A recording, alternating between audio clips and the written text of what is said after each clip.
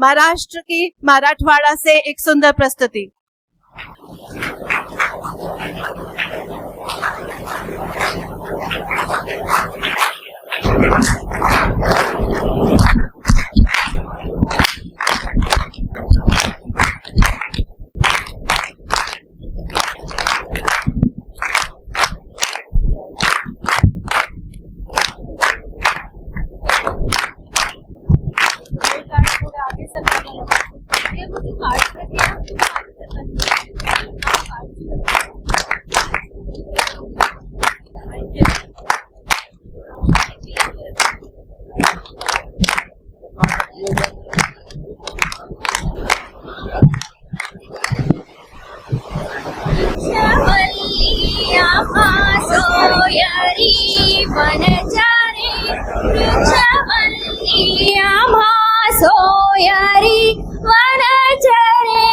पक्षी सुस्वरे आळवीति वृक्षवल्ली आम्हा सोयरे वनचरे।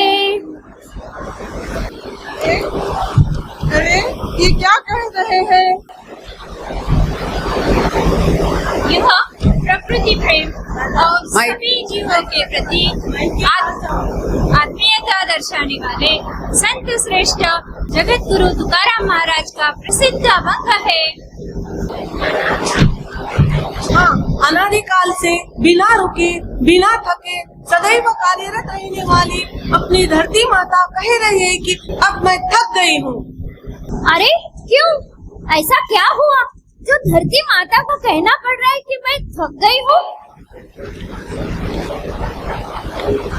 क्योंकि पृथ्वी के सभी जीवों को, हाँ बिल्कुल सभी को पर्याप्त मात्रा में अन्न जल देने की शक्ति रखने वाली धरती पर लालची इंसानों ने अधिक उत्पादन की चाह में रसायनों, रासायनिक खादों और नए नए हाइब्रिड बीजों की अंधाधुंध बौछार करके उसे कमजोर कर दिया है। ओम शांति अंतरिक्षम शांति पृथ्वी शांति औषधय शांति वनस्पतय शांति ओम शांति। धरती के कल्याण की यह प्रार्थना हम पूरी तरह भूल गए और धरती पर अनगिनत अत्याचार करते हुए केवल हरित क्रांति का ही सोचते रहे। सही बात है, इतना ही नहीं, हरित क्रांति और औद्योगिक क्रांति के जोश में प्रकृति पर हो रहे अत्याचारों की ओर हमने ध्यान ही नहीं दिया। तो क्या आपका मतलब है ये सब अनावश्यक था? नहीं, ऐसा बिल्कुल नहीं है, लेकिन उद्योग निर्माण के साथ साथ कारखानों से निकलने वाला कचरा, जहरीले रसायन और दूषित पानी को प्रकृति द्वारा दिए गए स्वच्छ जल स्रोतों और जलाशयों में छोड़ देना, क्या यह गलत नहीं है? इससे जल प्रदूषण बढ़ा, जलीय जीव संकट में आ गए और पीने के लिए शुद्ध पानी मिलना भी मुश्किल हो गया। हाँ, कारखानों की चिमनियों से निकलता हुआ धुआं आकाश में फैल रहा है। क्या ये शुद्ध हवा का प्रदूषण नहीं है? अगर ऐसा ही चलता रहा तो वो दिन दूर नहीं, हमें रोज सांस लेने के लिए ऑक्सीजन खरीदनी पड़ेगी। विज्ञान की सहायता से औद्योगिक और हरित क्रांति तो हुई, लेकिन वैश्विक पर्यावरण की समस्या भी आ चुकी। अब हर दिन विश्व पर्यावरण दिन मनाने की हमें जल, वायु और ध्वनि का प्रदूषण यह वैश्विक समस्या बन गई है। इस समस्या को दूर करने के लिए प्रतिदिन हमें पेड़ लगाना पड़ेगा और पेड़ लगाकर उनका संवर्धन भी करना पड़ेगा। अब धरती की बस यही पुकार, पेड़ लगाओ बारंबार। तो क्या इस पर कोई उपाय नहीं है? क्यों नहीं है? कारखानों में उपयुक्त वस्तुओं के साथ साथ जो अपशिष्ट पदार्थ निकालते हैं उसका निपटारा अगर कारखाना परिसरों में करने के नियमों को कड़ाई से लागू किया जाए तो प्राकृतिक जल संवर्धनों का संरक्षण होगा।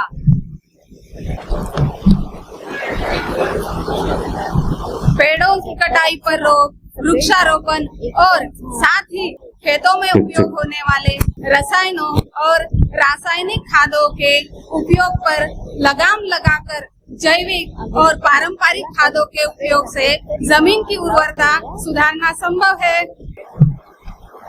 बिना किसी व्यक्तिगत स्वार्थ के केवल पर्यावरण संरक्षण के उदात्त उद्देश्य से ऋषि मुनियों से शुरू की गई पंचकुंडात्मक अग्निहोत्र परंपरा भारत से लगभग लुप्त होती दिख रही है। ईदन नमः अर्थात यह मेरा नहीं है का संकल्प लेकर अग्निहोत्र के वह कार्य का संवर्धन होना समय की मांग है। सच में मुझे अभी याद आया, भगवत गीता में भगवान श्री कृष्ण ने अर्जुन को स्वयं उपदेश देते हुए कहा है, अन्नात् भवन्ति भूतानि पर्जन्यात् तन्न संभवः यज्ञात् भवति पर्जन्यो यज्ञः कर्म समुद्भवः। अर्थात सभी प्राणियों की उत्पत्ति अन्न से होती है। अन्न का उत्पादन वर्षा से होता है। वर्षा यज्ञ के कारण होती है और यज्ञ अपने सबके कर्म से संपन्न होता है। मित्रों, सच कहूँ तो ये सब हम कर सकते हैं, केवल जरूरत है सबको मन से जुड़ने की। आओ एक साथ नारा लगाए, पर्यावरण का करो सम्मान, धरती को दो नया जीवन दान, पेड़ काटना बंद करो, पेड़ लगाओ पेड़ बचाओ, अपनी पृथ्वी को सुजलाम सुफलाम बनाओ, संकल्प हमारा बचाएंगे पर्यावरण सुरक्षित होगा भविष्य और आने वाली पीढ़ी का जीवन। तर चला सगळे एक झाड लावूया, फुलांची बाग फुलवूया, एक तरी झाड लावूया, फुलांची बाग फुलवूया। भारत माता की जय, भारत माता की जय।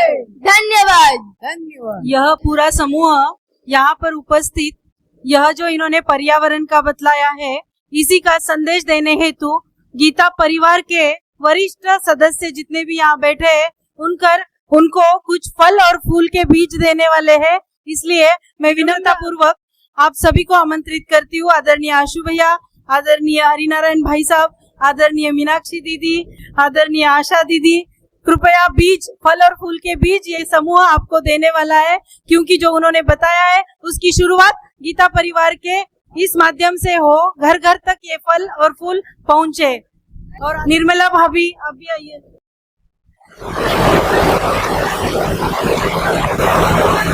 अत्यंत सुंदर पथ नाट्य रहा ये। जैसे हम बोलते हैं ना, गीता पढ़े पढ़ाए जीवन में लाए, तो गीता पढ़ेंगे पढ़ाएंगे जीवन में लाएंगे और साथ में एक पेड़ जरूर लगाएंगे, साथ में एक पेड़ जरूर लगाएंगे। तो इसके लिए सभी तैयार रहिएगा कि हमें पेड़ भी लगाना है।